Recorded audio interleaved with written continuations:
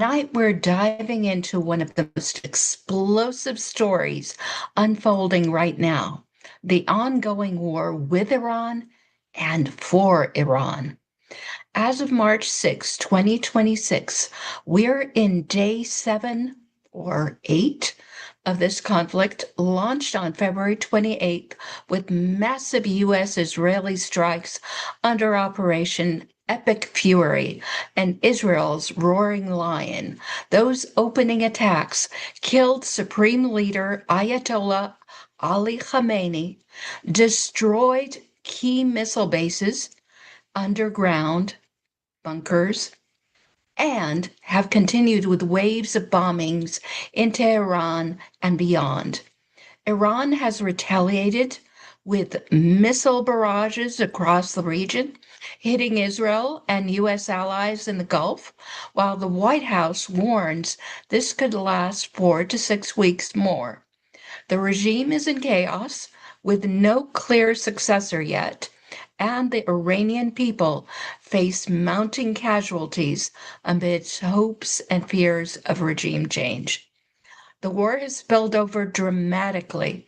Hezbollah in Lebanon has fired rockets in solidarity, pulling their country deeper into the fight. Israel has responded with heavy airstrikes on Beirut's southern suburbs, ground expansions in the south, and mass evacuations, leaving Lebanon caught in the crossfire once again. Hezbollah, long seen by many Lebanese patriots as Iran's proxy holding the country hostage, faces growing internal backlash, including the government's unprecedented ban on its military activities. To break all this down, military updates, regional fallout, the path to potential freedom in Iran, and what it means for Lebanon and the broader Middle East, I'm thrilled to have back my guest, Carlos Matni-MacDonald.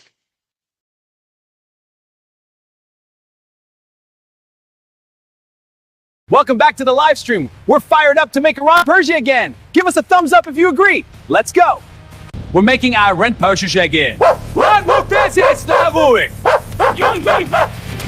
Make Iran Persia. Yeah, that's right, buddy. Woo! Persia!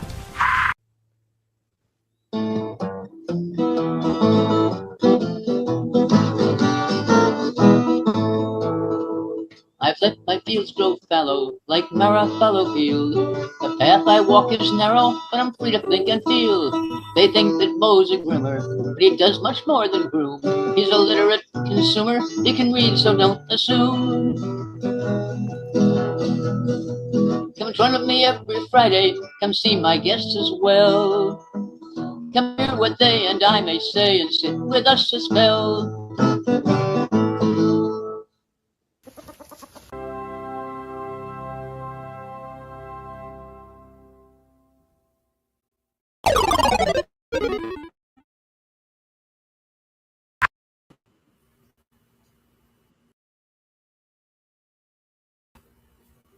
All right. And now our guest, Carlos Matni-MacDonald. Hello, Carlos. Hello, Aya. Good evening. How have you been doing? Been doing great. Good. I was really surprised by everything that's happened in the past week. What do you think about it? It is surprising. First, I will start by saying Shabbat Shalom, Happy Purim, Chag Sameach, Chag Purim Sameach to everyone. It was a surprise. Remember last time we spoke, we did not have lots of hope, but I said, I told you it's gonna come in the end. Yeah, And yeah. Yeah, we had a comment by Mr. Peaceful. He says, "Chok ha'ma'amatz ha'afuch v'gam ma shepachot savir sheikre kore," and that means the rule of the opposite force, meaning that which is the least expected to happen is what happens. that's a good code actually. I like it. Well, it is too emotional now. It's a big change. It's the moment of change. This move is gonna change the entire Middle East. before I need to speak about something, I need to mention this. I realized I did my DNA test a few years ago, and I took it to many calculators, and I found out in the end that I have 25% of my blood a Jewish background from Iran. So I'm 25% Mizrahi Jew from Iran. Congratulations. Okay. Well, Yeah. Welcome both to having Jewish blood and also Iranian blood. So you have a lot in common with this particular situation. Yeah. I'm happy. I'm happy for the Iranian people. I've known many Iranians, many friends here when I was at the university, many professors. They are great people. They are smart people. They are peace and freedom loving people. They deserve that. They've been struggling and suffering for many, many years under the Ayatollah regime. It's terrible. It was a big prison. Iran is a big country. It was a huge prison. I believe it was the second country directly after North Korea, talking about the freedom restrictions and the oppression there in Iran. You know, like, I mean, for women, for minorities, for opposition, they did not have even opposition there. You know what they did to opposition last time, or during the last elections, or before the elections? It's not allowed. Mm-hmm. Yeah, no, obviously you were not even allowed to go out in the street and sing a song. Exactly. Well, yeah, the move was not surprising to me. I know there was negotiations been going there, but I knew that Donald Trump at some point is gonna make this decision, because I had no doubt they are trying to achieve the nuclear bomb, or to obtain a nuclear weapon. It was clear that they are trying to do that. And as Marco Rubio said, remember, like, Donald Trump did this decision because we had information. I mean, I know this is pissing off many isolationists in the States, the MAGA people, who did not want this war to happen, but it's a national security threat. You cannot stay standing and let them have nuclear weapon. And as Pete Hegseth said, look what they are doing now to their neighbors. Imagine if they had nuclear bomb. No, of course I agree with that, but I didn't know what Trump would do, because Trump, you know, he has his own way. He said, oh, we obliterated all of their nuclear program in the 12-day war. Now we have nothing. So I didn't know if he really believed that or not. He did not. He did not. I don't think he did. You know what? This is the good thing about him and his administration. He speaks a lot of things, but he doesn't tell you what's going on. People think he is not, but I mean, he is good in doing that. And I think his administration has been doing a great job, because when they attacked, remember the 12 days war, when they sent the B-2s and when they hit those mountains, I believe that there was something going on under the ground, and they let the intelligence work. The CIA and the Mossad were working and just investigating this, and they realized that there was something going on under the ground. They had enough uranium, they had enough plutonium, and they were just preparing and getting ready to make the bomb. They gave them some time. And I believe it was... Why did they give them time? Why was that necessary? Couldn't it have been taken care of at the time? Think about all the people in Iran who died, the protests that were going on. So many men, women, children, just lost their lives. You are American, Aya. You are from the States, and you know the background of this. Like, the Republican Party, the MAGA, and Donald Trump cannot suddenly come. He made many promises that I'm not gonna establish foreign wars. I'm not gonna do that. He cannot come suddenly and declare a war on one country, even though he is standing. You know what? I've been watching this guy. He's one of the MAGA people, Andrew Klavan of the Daily Wire. If you know Andrew Klavan, I think you know him. He was talking at some point. That happened 2 or 3 months ago. Well, you know what? It's upsetting. It's unfortunate that people don't have freedoms, that Muslims want women to wear burqa, that they are restricting freedom in those countries, but it's not our business. This is how the MAGA believes. And Donald Trump, when he has a big base of his public base, the MAGA did not want him to go in war. He needed to go through the negotiations until the end. He needed to do that. It's not easy. I know it's hard to see people getting killed and see, like, the revolution, the demonstrations in Iran. And we both thought, it is the right moment to interfere. But the politicians, especially like, at a higher level, at the U.S. government, they cannot do it this way. They cannot think this way. They needed to go until the end with the negotiations with Iran. And they've been giving enough time until, it's over. I know it's sad. I hope it's over, but here's the thing. I'm very much afraid that he'll do what he did in Venezuela, where he'll just go in, he takes away the head guy and then puts in somebody underneath it. And what I heard was the CIA had a no-kill list. Did you hear that? I heard about that, but this is not going to happen in Iran for many reasons. Because of the nature of the regime in Iran. It's completely different from the regime in Venezuela, which was a communist, leftist, far leftist regime. In Iran, this theocracy, the Ayatollah regime, is very different. If you see what's happening in Lebanon, I want to just go back to Lebanon. If you see how those people who follow the Ayatollah think, the ideology, it is deep-rooted. You cannot, even if there's the no-kill list, I believe in the end, when the war is over, if the regime did not get rid of people like Mohammad Jawad Zarif, Pezeshkian, those people are not really religious or involved, they could be saved until the end to cooperate with who is coming next, like Reza Pahlavi as an example. But if you think that Donald Trump is going to let someone from the Ayatollah itself lead, this is not going to happen. This regime is going to fight suicidal. This is a suicidal regime. This is their ideology. They've been leading Iran for almost 50 years or more. This is less than or more 50, more than 50 years with this extremist Shiite ideology. They follow, for them, Khamenei was not just a leader. It was the God. It is not like Jesus for Christianity, but it's, you know how it works. He replaced another person. So it didn't start with him. He's not the first one. And you know what? He gets power. The closest example is the Japanese regime before the Second World War, the imperial regime. The Hirohito during the war was the emperor that takes power from God. This is how they believed. Ayatollah for Iranians or for the Shiites is the same. It is exactly the same. Yeah, but now they've several times found a replacement and had that killed. And I'd like to share a little clip of Donald Trump talking about that. Okay. Okay. Yeah. Well, most of the people we had in mind are dead. So, we had some in mind from that group that is dead. And now we have another group. They may be dead also, based on reports. So I guess you have a third wave coming in. Pretty soon we're not going to know anybody. Okay.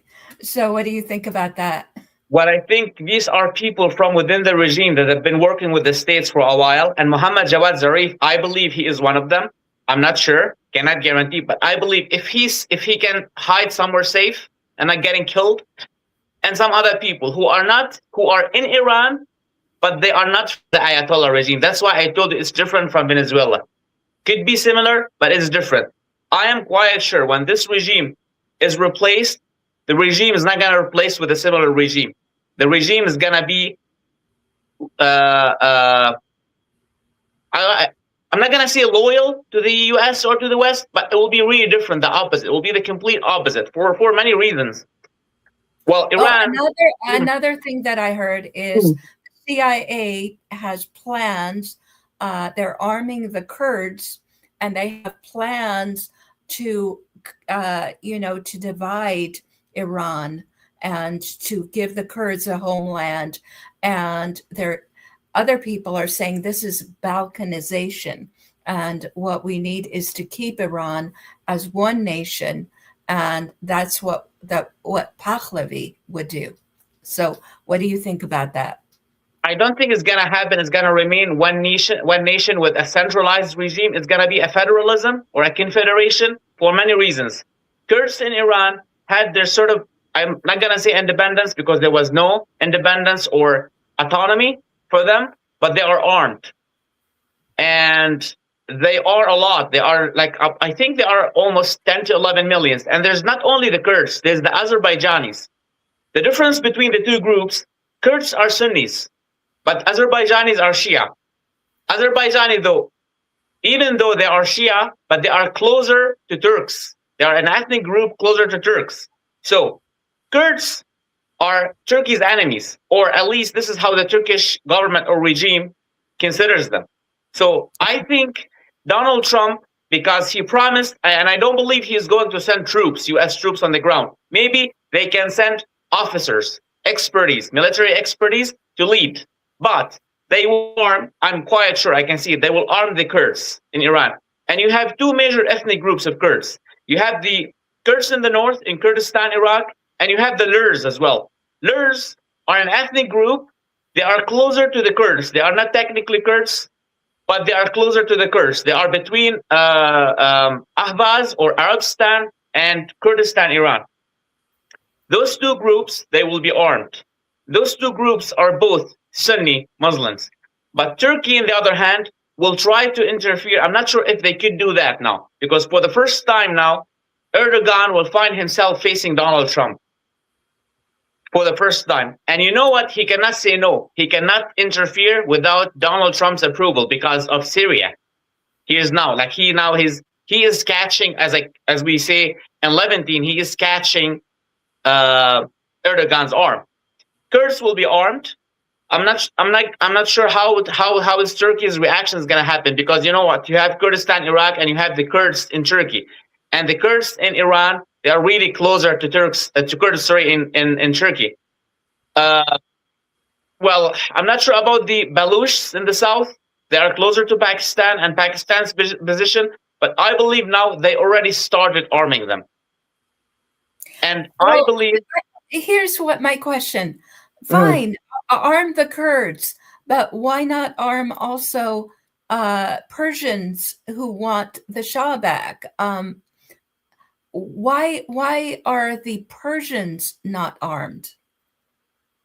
Well, to be honest, maybe I want to think conspiracy, but maybe it's, as you said before, it's just trying to push for partition of Iran. Could be one reason. I'm not sure, because you know what?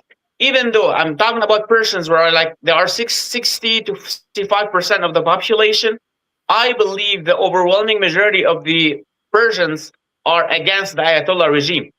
The religious people, roughly 10%. Absolutely. Yeah. I think they will arm them, but after they arm the Kurds and the Azeris, as they did in Syria before. Yeah, and you know what? If you notice what happened in Syria in the last 2 months, the US troops who were in the Kurdistan, Syria, on the Kurdish areas of Syria, they withdrew towards Iraqi Kurdistan. And I think those military expertise, 2,000 or 3,000 US troops, will be doing the job in Iran. This is what I think. I don't have any information about it. It's just the guess from me, because they went to Kurdistan, Iraq. When you say military expertise, do you mean CIA? Yeah, not only CIA. The US troops have been fighting with the Kurds. They fought ISIS for more than 10 years with the Kurds in Syria, and they had the experience, and they are really good. They withdrew and they did not go back to the States. They are now in Kurdistan, Iraq. So I think they will be deployed in Iran just to lead the Kurdish troops in Iran, because I believe still, whatever happens, President Trump is not going to send US troops like what they did in Iraq before, like tens of thousands of troops. This is not going to happen. I heard he doesn't want a ground war, and he also does not want this to last very long. He can't afford to have it last any longer than, a month or so. It has to be over. And to be honest, telling you, you are very optimistic if you say a month. It's going to take more than a month. Why is it taking so long? If everybody, if all the officers of the IRGC are laying down their arms, and I heard that they were trying to surrender. Did you hear that? Well, I've been hearing news about that, but I'm not sure about them, the credibility of them. Well, what they only have now, or what is the remaining of armed power, they still have only the the liquid fueled ballistic missiles, because the first 2 or 3 days of the war, the Roaring Lion, the Israeli air forces destroyed all of the factors that they make the solid fuel. Okay, what is the difference between the two kind of ballistic missiles? The ballistic missiles with the solid fuel, they don't need time to launch them. You don't need to put them on the station to launch them. They could be launched right away. So now they have thousands of them, but they are on liquid fuel, so they cannot use them right away. So this is only what they have now, of course the drones. Nobody knows how many thousands of drones they have. They have a lot, and they are trying. That's why they are trying to create chaos in the area, and even by attacking Turkey and Azerbaijan in the end, after they attacked Dubai, Abu Dhabi, Bahrain, Kuwait. Yeah, why did they do that? That does not seem like a good policy for them. Well, it is a suicidal act. They are just trying to create chaos so they can prolong the war. They can cause damages and losses on the other side. So the United States, because they know that Donald Trump, there's an election by the end of the year, and they are trying to prolong the war. So Donald Trump in the end and his administration say, you know what?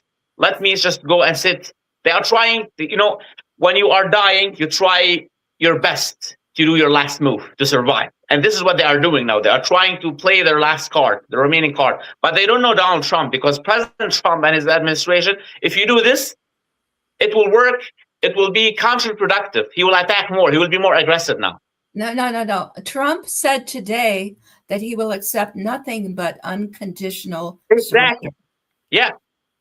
And this is what he is going to do. So it's over. It's over, but they're going to keep doing this until the end. If you remember what happened with Saddam Hussein's regime, even though it was different, it was the Ba'ath Party, was like more political, ideological party than theocracy, but they kept fighting until the end. If you remember, like, it's famous, the media minister in Iraq who kept saying, we are fighting, until they arrested him, until the last second. They will keep doing it. I wasn't really happy with the Iraq war, I hope this is not going to be like that. I hope this is going to be decisive, and I hope that the people of Iran take control over their lives and that it doesn't destroy Iran. I don't want to see it destroyed the way this is not going to happen. I don't think it's going to happen. Here's big differences between Iranian people and other neighbors. Iranian people, the overwhelming majority of them are very highly educated, and they are really civilized people. They had a system. The only big thing, you know about Iran before 1979. It was an advanced country. It was a liberal country, and it was one of the leading countries in the Middle East. Even they had good relationship, good ties with Israel. And here's the thing.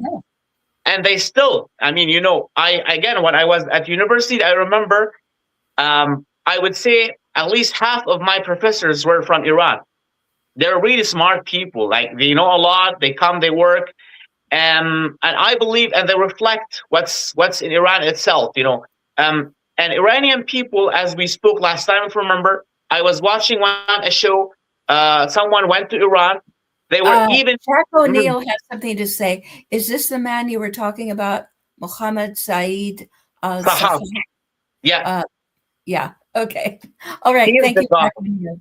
Yeah. He is the guy. Well, I still remember. He was just telling you. Do you remember when the U.S. tank was taking down Saddam Hussein's statue? At that moment, he was standing in his conference room in the presidential palace and saying, you know what, we are fighting, the Americans are still out of Baghdad, and he kept lying until the last second, until they opened the door and they arrested him. I think the Ayatollah regime is the same thing. People need to understand, this regime is a theocracy. They get their power through their doctrine. They really believe that. They believe in that. It's their core beliefs. And that's why you can see many Shia groups in Iraq and Lebanon, they are ready or willing to fight until death for the Ayatollah regime. And this is what's happening in Lebanon now. So for many reasons, I think it's different from Iraq.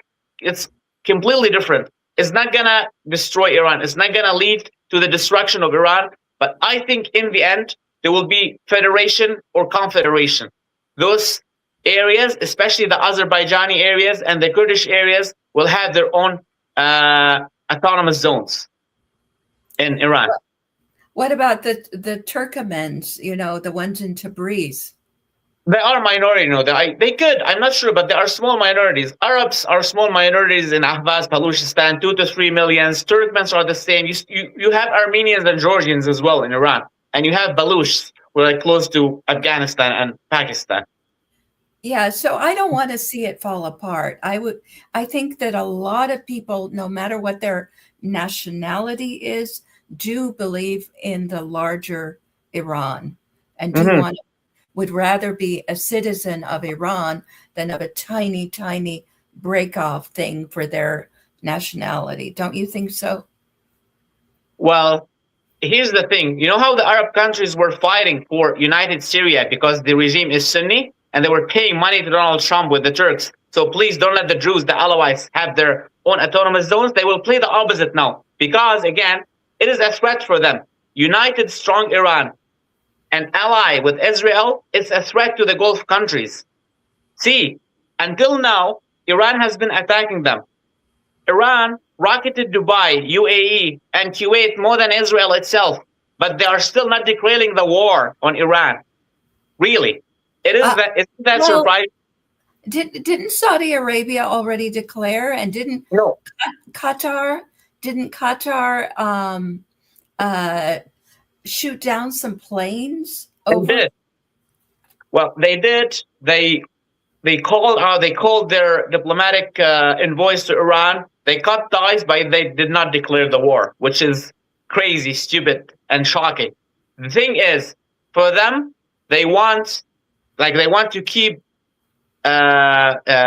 holding the hope until the end for the United States to hold negotiations and to keep the regime, but weakens the regime, the Ayatollah regime. Because for the Gulf countries, again, I'm not sure for Turkey as well, but especially for the Arab Gulf countries, they don't want the Shah regime to go back or the Iranian people to rule, especially if they have, if they normalize relations and they become Israel's allies again. This is for them the biggest threat. Something happened with Saudi Arabia. What was the diplomatic thing that recently happened with Saudi Arabia? What do you mean? Which diplomatic? I don't know. I think they did something. I can ask Grok what Saudi Arabia.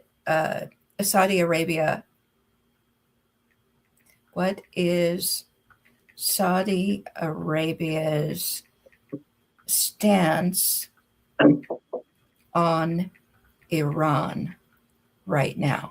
I'm going to ask him. I know they cut off diplomatic relations, but they never declared the war. So it says Saudi Arabia's current stance toward Iran as of early March 2026 has shifted significantly toward hostility, driven by recent direct Iranian missile and drone attacks on Saudi territory, including civilian infrastructure, oil facilities, Aramco sites, and other targets like the CIA headquarters in Riyadh. Okay, so key developments include Saudi Arabia previously maintained a more neutral or de-escalatory posture even after earlier events like June 2025, U.S. Israeli strikes on Iran. It refused to allow its territory or airspace for attacks on Iran, condemned those strikes at times, and preserved elements of the 2023 China-brokered rapprochement. The détente was described as fragile, but hanging on in early 2026. However, Iran's retaliatory strikes in the ongoing U.S. Israel-Iran conflict crossed a major red line for Riyadh direct attacks on Saudi civilian and economic assets. This prompted a sharp pivot. Official Saudi Foreign Ministry statements harshly condemned Iran's actions as cowardly and unjustifiable, while notably not condemning the prior U.S. Israeli operations. Saudi Arabia now publicly defines Iran as an existential threat, reserves the right to respond militarily, including discussions of potential counterstrikes, and has seen Saudi media express support for regime change in Iran. Despite this escalation, Saudi Arabia has urged restraint regionally. It privately advised other Gulf states, Bahrain, Kuwait, Qatar, UAE, to avoid steps that could further inflame or provoke Iran or its proxies. But I think they're afraid of the proxies. What about the Houthis? What's going on with the Houthis? It's not only the Houthis. The Houthis could interfere. They are existential threat to Saudi Arabia. They are a lot. They are armed. They are suicidals as well because, you know, we talked about it before, the ideology. There are already many millions of people in Yemen are ready to die for the Ayatollah. But not only that, Aya. In the Dammam area, where's Aramco and this area, there's Shia in Saudi Arabia. It's between Saudi Arabia and Iraq, many of them. And they believe, I was watching a military analyst the other day, a couple of days ago, and they were saying many of the missiles were launched to attack Saudi Arabia's Aramco a few months ago. They were actually coming from within Saudi Arabia because they were smuggling weapons through Iraq. Yeah, because this area between UAE and Iraq in the Saudi land, it is Shia. There's 3 to 4 million Shia people in Saudi Arabia itself. So this is what they are afraid of. This is one thing. And the other thing, they don't want to start. They don't want to declare because they know if they declare the war, they cannot go back. They will have to interfere in the end. And someone said the Saudis now and the Qataris, they are afraid that the United States will put them face to face with Iran and the United States will withdraw and will make them fight each other. And they don't want to do that. I don't believe in that, to be honest. I don't believe in that because I don't think we really want World War III, do we? Yeah. I don't believe in that because I still have, there's a cooperation at a higher level between the CIA and all of the Gulf countries. I don't believe like they can act without the approval, especially of Donald Trump. They want the Gulf countries and Turkey, especially Qatar and Saudi Arabia now because they are together. They are cooperating with Erdogan since the fall of the Assad regime. I don't believe so. But now it's interesting to see what's going to happen after they arm the Kurds in Iran. Turkey's reaction, because for the first time they won't be able. I mean, I'm really, really excited to see Erdogan's reaction. He cannot stop this, but he will be really mad. He won't be happy about it. But he cannot say no to Donald Trump. Like he gave him lots of things in Syria. Okay, let me ask you this. This is a more global question. What do China and what do Russia think about what's going on? What is their plan? Well, for the Russians, different stories. I think for the Russians, they got what they want from Trump, which is Eastern Europe, basically Ukraine. I'm not sure if this is going to change in the future, but they got the Black Sea, Ukraine, even though they are losing Iran. But I think this is my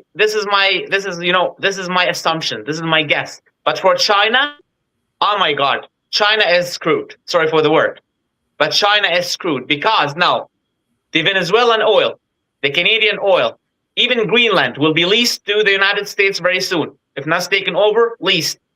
The Persian Gulf or the Arab Gulf oil is out of the Chinese control. And not only that, it will be coming to Afghanistan now and all of the mineral resources in the area. So China has lost a lot. At some point, I think China will interfere indirectly, maybe through the proxies from North Korea, but they cannot, you know what? They know that they cannot confront the United States. Like the differences or the gap between the military powers, even between China and the States, is huge. I always say it. If you are China, Russia, or any nation on earth, you are insane enough, or if you are too insane, if you think you can fight the United States. Like there's a huge gap between the military powers. Like the U.S. Army is way, way more powerful. I don't think China will try to do anything crazy, but I think they will try their best to support them to survive until the end. Let's see. Okay, about Ukraine, I'm not sure who is winning, Russia or Ukraine. I hear that Russia is in a very bad situation and that Ukraine is making inroads. So what do you think about that? I also heard something kind of strange. I don't know what to think about it, that now Trump is going to have to ask Zelensky for help with drones to strike in Iran. Yeah, what is that story? Tell me about it. Well, asking Zelensky to help with drones, I don't believe in that, to be honest. But I think Trump is using Ukraine like is using Syria for Turkey, just to catch their we'll say like their weaker hand. There's something we call in Levantine, when I catch your weaker hand, like catch something that's really your weak point. You need me. You know. Now Russia needs the United States to face the other European countries with Ukraine, because if Donald Trump was not elected, Russia was losing in Ukraine. Like he put conditions on Zelensky and Ukraine. So Putin was happy for a while. That's why they advanced a little bit. But now, look, the Russians understand that if you try to interfere in Iran and you try to support the Ayatollah regime, I can use Ukraine against you. And I think this is what he is playing. Many people thought in the beginning, including me, that Donald Trump is giving Putin too much. But I don't think so now, and I can see it. It's really very well played.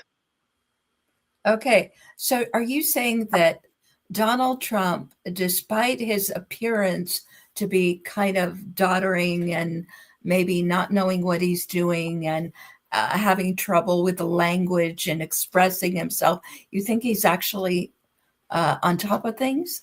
I believe so. And now you can see things are getting clear now. You know what? Especially like in Eastern Europe, you can see now why he did what he did in Syria and in Ukraine. Now, Erdogan cannot interfere, neither Russia. Like, imagine if they tried to interfere in Iran now and he let the Ukrainian advance in Russia. They won't be able to fight. I mean, they withdrew from Syria because they were unable to fight in Ukraine and in Syria at both levels, the Russians. They cannot. And even though, like, especially now, the oil market is completely under the U.S. control. I think he has been playing this really, really well. I'm one of the people who really criticizes Trump's policies at the beginning, but now I can see why he did what he did. So are you prophesying that oil prices will go back down, that gas prices in the United States will go back down because they've gone up right now? I believe so. They will go down soon. I mean, this is normal. You know what? This is normal when they start. The market, they drop, like the shares in the market, the oil and gas prices, including in Canada here, they jumped now. In Canada here, they jumped by 3 cents per liter in the last couple of days. But I still believe like they will go down again very soon. You know what? They still have missiles. They are still rocketing and hitting. They have no navy anymore. Like the United States completely eliminated the Iranian navy. They still have the missiles. They still have the drones and the ballistic missiles with the liquid fuel. And this is not going to last long for them because they are, they are destroying those rocket launchers, the stages. They destroyed half of them at least.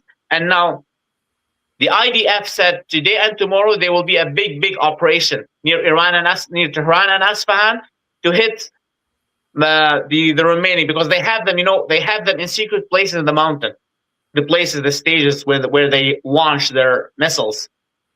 Like in the end, give it a week from now they can hit, let's say 200, 300, 400 missiles per day. This will drop to 25% or even less very soon. So the oil price is going to go up again when the Hormuz open again, and the Oman path. So ships and oil carriers can go and sail freely very soon. I think it's not going to take more than 2 to 3 weeks. So right now, did they actually succeed in closing the Straits of Hormuz? And what are you saying that they're using missiles to enforce that? Who, the Iranians? Yes. Oh yeah, they used it before, because that's why it was. I mean, they hit many ships. I still think a couple British and U.S. oil ships were hit in the beginning. This is where they stopped. Like they stopped going back and forth.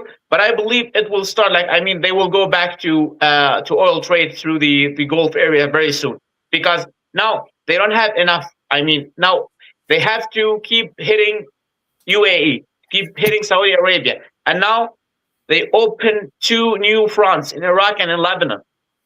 Like, I mean, they are playing a losing war. I mean, see, like, you know, when you kill a bird and the birds start just dancing and fighting with all what they have, this is what they're doing. We see, like, this is the last dance, like the dying bird. What's the situation with Hamas right now? Because after all, that's one of their proxies. Are they dead in the water? I think they're dead. I think this is the last shot. I think in the end now, there are just very few of them are still in Gaza remaining. Now, Turkey won't be able to do anything when Iran is gone, when the Iranian regime is gone. I'm not sure what happened. What is the process of what he like? Because Donald Trump formed this like a council for Gaza. I mean, it has a name. I missed the name. I cannot remember the name now. He chose 7 or 8 countries, and Israel accepted to be one of them. The administrative council or something for Gaza. Hamas is gone. Hamas is over. Like Hamas is over now. The war, the Israeli war now, border war is with Hezbollah. And if you're watching the news, they are in Bekaa now. They are not only on the borders, because they had they have reinforcements, troops on the ground in Bekaa Valley between Lebanon and Syria. There's a place called Nabishit, which is almost 70 to 80 kilometers away from Metula towards the north. And there was an operation a few hours ago. Many IDF helicopters dropped. They deployed many Israeli soldiers in the middle of the Bekaa Valley. So I think they will try to attack from the south and from the north now to take over southern Lebanon until the Litani River. This is the biggest war now, is in the north. I don't believe there's any battles or any operations in the south anymore in Gaza. I think Hamas is gone. Like Hamas now is just in the past. It's over. Okay, what about the future of Lebanon? What's going to happen after Hezbollah is gone? What about the leadership? Well, I believe there will be peace negotiations, direct peace negotiations, because many people now, including I heard that guy, the Druze leader Jim Platt, and the president of Lebanon now they were against negotiations, direct negotiations between Lebanon and Israel. But those people will be gone when Hezbollah.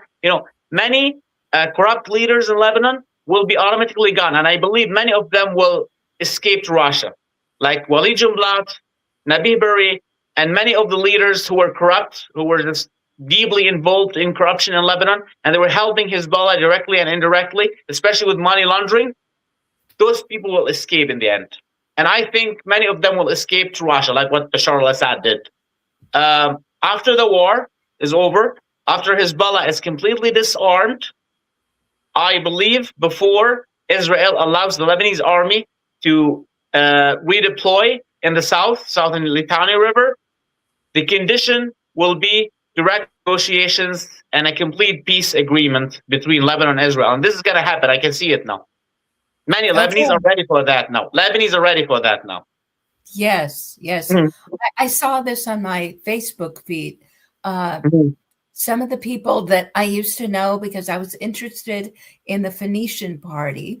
And so there are, Lebanese outside of Lebanon in the diaspora. And they're saying that Israel is a friend of Lebanon.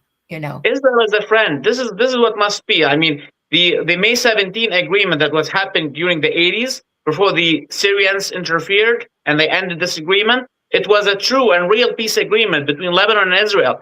And for the surprise, many people don't know that. Not only the Christians, the Maronites, even Shias in Lebanon, who are Hezbollah supporters now, they were in favor of the agreement because their enemy was the PLO back then. Because when Israel interfered in Lebanon, the PLO was targeting and persecuting Shia in the south. Many Lebanese were in favor of the peace agreement, the May 17 agreement in 1981 or 82 between Lebanon and Israel. until Hafiz al-Assad and the Syrian regime interfered and they ended this agreement. So the majority of Lebanese now are in favor of that, especially, as you mentioned, the diaspora. You can see many, especially you are in the States, many American Lebanese politicians, and many of them were in Donald Trump's administration as well, like Dr. Walid Fares is an example. I like that guy. There are many of them, many of them, they are in favor of renormalizing the political relations between Lebanon and Israel. And I can see it's going to happen really, really very soon. Let's hope. Yes, I hope so. So do you think if all of that happens, do you think that you might be interested in going back to Lebanon? Yeah, when this is over. Yeah, it's risky to go before that. You know what happened to me there. Yes, no, I know. What about the rest of your family, your sister, your mother?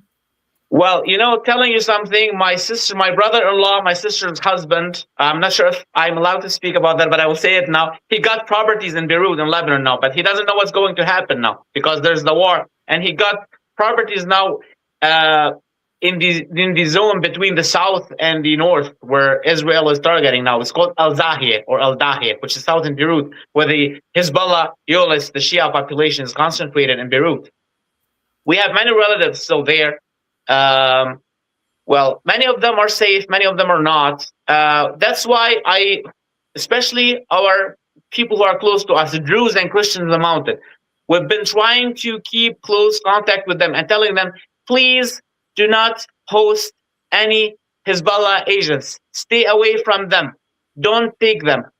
Because this Druze leader, the bad leader, Walid Jumblat of Lebanon, this guy is very, very bad. He is one of the dirtiest, the most corrupt one, and he is working for Hezbollah.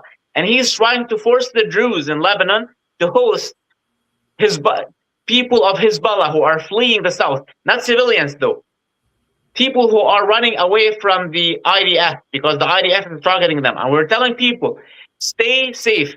This is not your war because you will be targeted by the IDF. It's clear now. Israel is not going to stop the war until Hezbollah is completely disarmed. So I hope when the war is over, when there's a full peace agreement, I can, in the end, go and hopefully we'll have many friends from Israel and I would like to meet them there in Lebanon.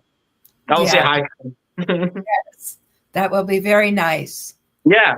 It will be very nice. Yeah, and we don't know what's going to happen after that, but I still believe now because we know that many IDF troops are in the Golan Heights, more 40 to 50,000 troops, and I think southern Syria will be next after that. Let's wait. Okay. All right. Yeah. Well, other questions about what's going on in Iran.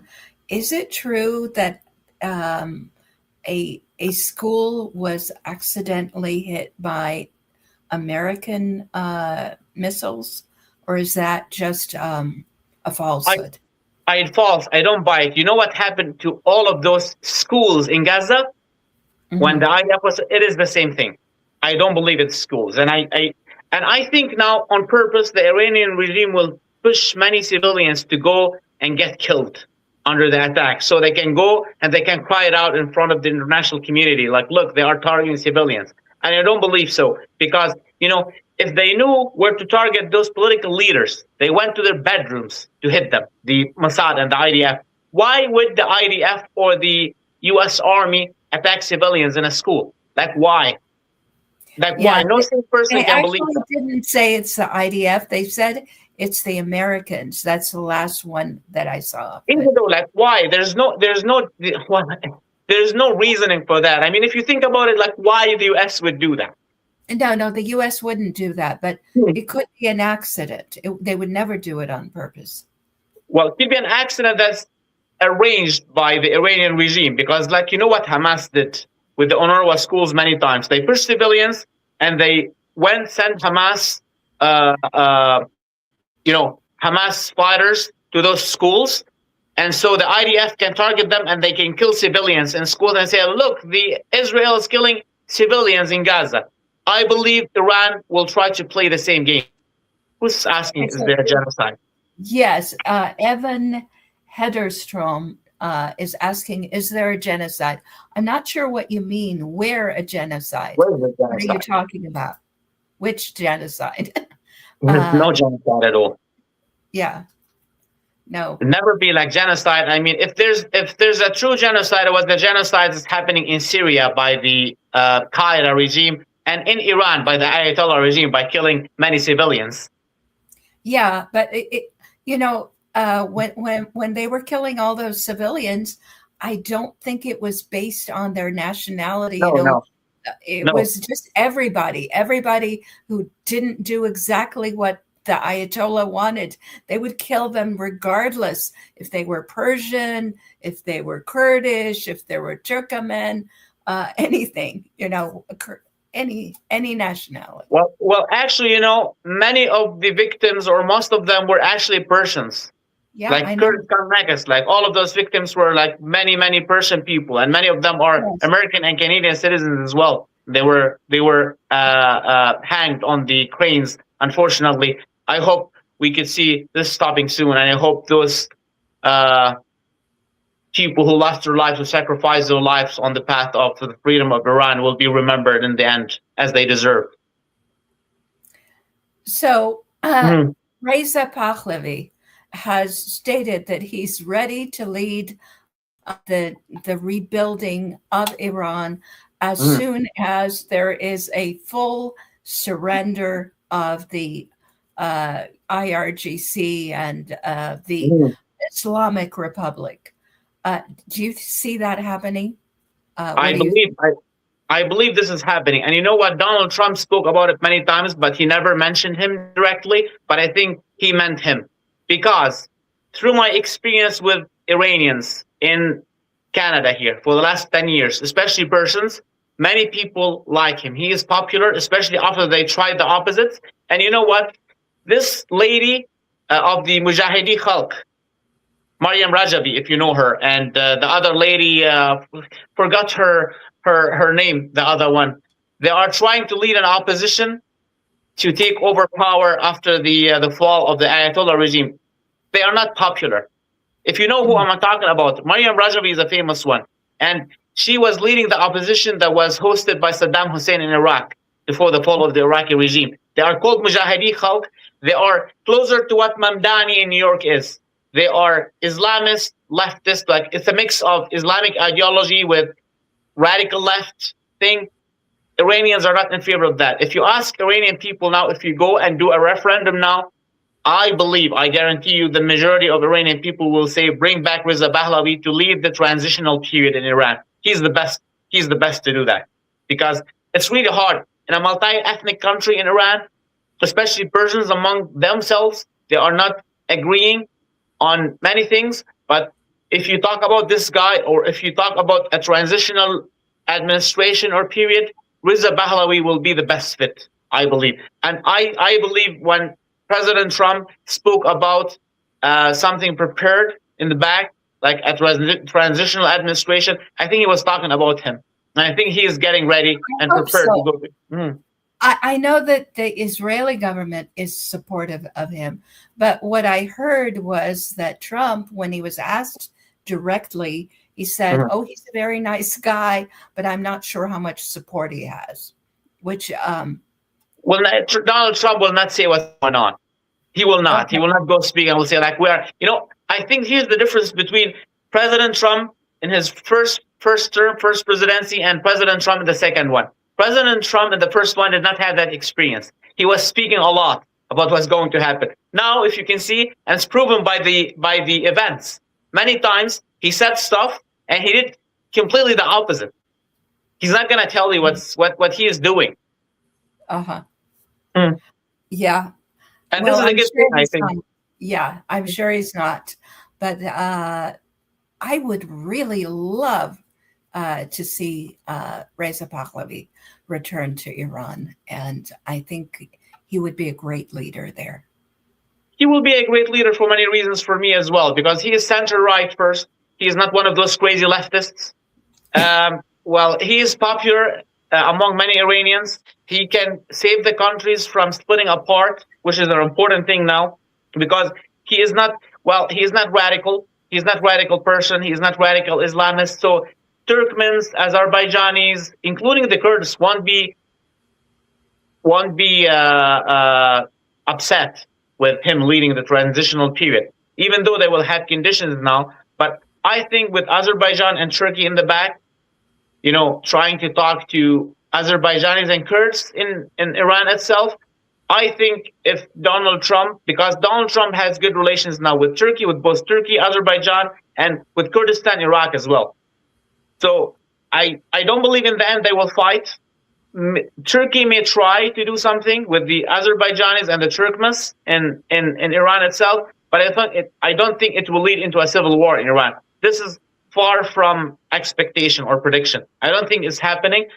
Well, I don't want to go completely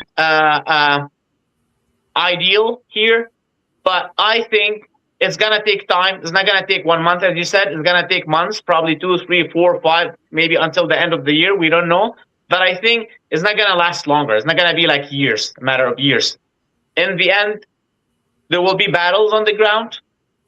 And I think there are people in the regime itself, again, not only the Kurds or the troops on the ground. I think people like Mohammad Jawad Zarif, I'm just mentioning his name as an example, but I still think there are people like him in the regime itself that in the end they will come up and they will help to take down the regime, because even though within the Ayatollah regime itself, there are many same people who care about their country. They don't want Iran to fall apart. I hope so. I certainly do. I think we have somewhat of a hostile comment, but would you like to read this and see what he's trying to say? Shaje Taibeh RGG Navy Girls School in Minab is affiliated with the IRGC Navy's Medical Command. And then there's a geo. They are. Oh, they're talking about this school. They're trying to give us information about a location. So maybe they think we are the IDF. Yeah. Okay. So he says that it was a Navy girls' school. I didn't know they had Navy girls' schools in Iran. I wouldn't think so. Would you? I don't think so. No. I don't. What a comment. I don't know. It's funny. Like I thought there's someone who thinks we are in the IDF maybe, and we can control those. No, I don't know. It's funny. So it's Jack O'Neill, and he says a school attacked in Iran is reported as part of the IRGC. Okay, I got it now. I didn't understand. Well, again, let me make this clear. If you remember when Israel attacked many facilities in Gaza, and Hamas claimed that it's the UN or UNRWA or whatever, could be the same thing. This one could be a military school or college, but the Iranian regime is claiming that it is a school, like a high school or whatever. It's a IRGC. Okay, got it. I was confused. I was like, really? They have a women's Navy school in Iran? But it's funny why they are giving us the geocode for that. That's the funny thing. Right. Yeah, we're not going to go there or shoot a missile or anything like that. Yeah. Well, now the thing is let's give a big shout out to the IDF and to Israel, the Israeli army now, like fighting the Houthis in the Gulf, in Syria, in Lebanon, in Iran. This is tremendous. This is not easy, especially like Gaza. You know what happened? Like 2 years war, and then there's Iran, there's Syria, there's Lebanon. Oh my God, this is tremendous. What they are making now, Benjamin Netanyahu and President Trump, they are really changing history. Yeah, I'm really kind of amazed. Because in a way, what Trump seems to do is he acts very like he's bumbling it. He's making all these messes, but maybe not, right? Well, this is what I thought. I told you I was wrong. I don't have a problem to admit that I was wrong about President Trump, many of the things he did and he said, and now I understand why he did what he had done. It is clear now. And I think he's doing a great job. You know what he did? He had the MAGA in the States They were completely against interference, intervention anywhere. He managed to do really great in the US internally and in the Middle East. And you know what? Maybe if Donald Trump was not there, it could have been really a civil war in Iran and a massive war in the Middle East. He's doing his best to end those radical regimes, theocracies with the bare minimum losses. Yeah. Hmm. I just hope, I hope this time it's finished, because I don't want him to declare victory and say, oh, everything's fine, and then leave a complete mess, the country in a complete mess. So I don't think he would do that. I don't think he would do that. It's important for him. It is important for him, for his legacy and for his deals as well. He is just trying to make deals all over the world, especially in the Middle East. Yeah, that's true. That's true. Yeah. So do you think he's going to build the Trump Towers in Gaza like he said he was going to? Well, yeah, why not? I think he's going to build Trump Tower in Gaza and maybe in Tehran as well. Like, who knows? Could be. Okay. Well, This has been a wonderful conversation, Carlos. So, hopefully in 4 weeks, 2 weeks, we'll see an outcome. And maybe you can come back and talk to me again about what's going on in the area. I hope next time we talk, it will be a celebration. Yes. Okay, thanks. Right. Thank you very much, Aya, for having me, for hosting me tonight. It was my pleasure to speak here with you as always. Stay safe. I hope the best for the Iranian people, and I hope the victory will be declared soon. Thank you for watching, everyone. Shabbat Shalom. And again, big shout out to the IDF and to Israel. Oh, and Jack O'Neill says, thanks, Carlos and Aya, for the brilliant insights. Okay. Thanks for the comment. Thank you. All right. Bye-bye. Bye. Okay, that was Carlos Matni-MacDonald. And before we end, I'd like to thank my members. It's gotten a little bit harder to get all of them on one card. So let's see if I can just bring this up. Okay, so I'd like to thank patron Zipped Up Kids and donors Jenna H., Austin Smith, Karakasipity, EF, Mariana Stoffen, Polly, and there are still some more. Let's see if I can find them. Whoops. Here we go. Miracle Cameron.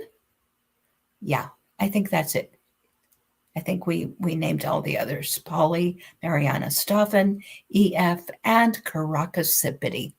And I'd also like to thank those people who participated in the conversation.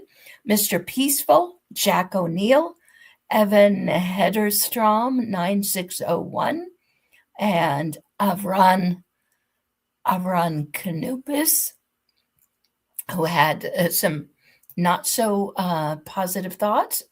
And again, Jack O'Neill, thank you so much. And now I will just play the lead-in and say goodnight. Good night, everybody. Welcome back to the live stream. We're fired up to make Iran Persia again. Give us a thumbs up if you agree. Let's go. We're making Iran Persia again. Make Iran Persia! Yeah, that's right, buddy. Woo! Persia!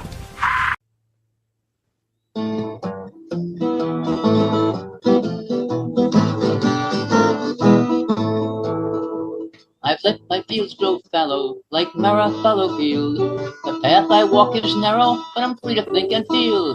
They think that Mo's a groomer, but he does much more than groom. He's a literate consumer, he can read, so don't assume. Come join with me every Friday, come see my guests as well. Come hear what they and I may say and sit with us a spell.